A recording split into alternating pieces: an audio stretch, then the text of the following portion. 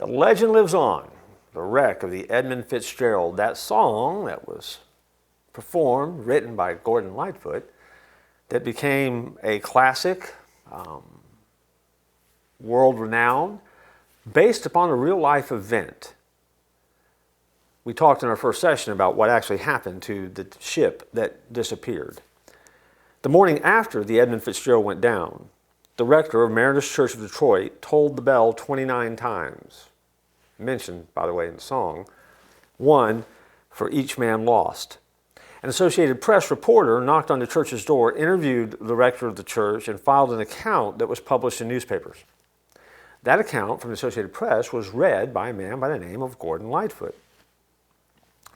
Soon afterwards, he started strumming on his guitar and singing a song about a wreck during a recording session that had been previously scheduled.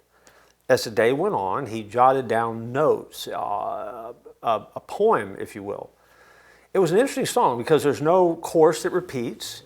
There's never really a bridge that takes you from one to the other. It's just a series of verses that are written.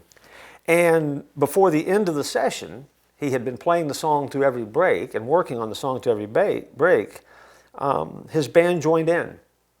And what most people don't know is that the version of the wreck of the Edmund Fitzgerald that was released was actually the first recording that they made of the song.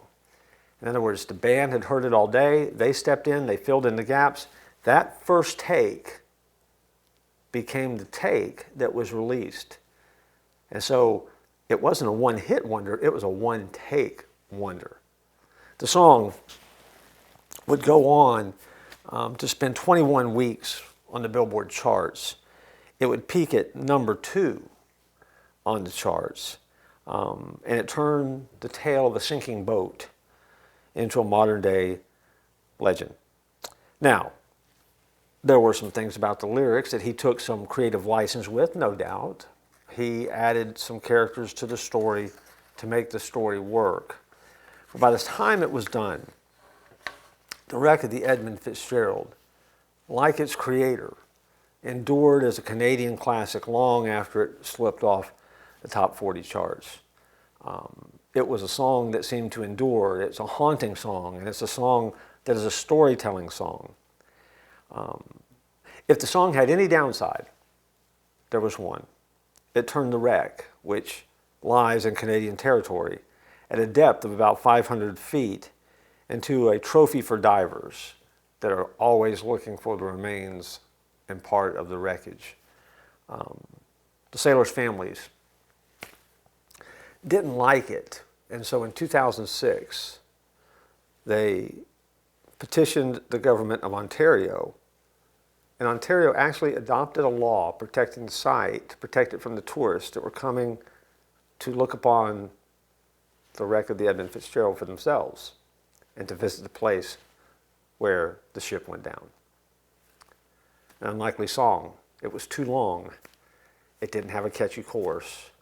It had too many verses.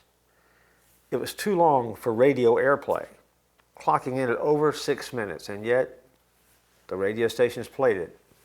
It became a hit, and it hit the charts.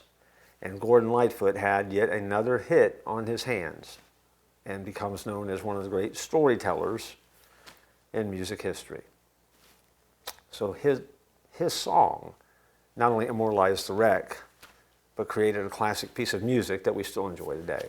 And we'll continue to look at the wreck of the Edmund Fitzgerald in our next session.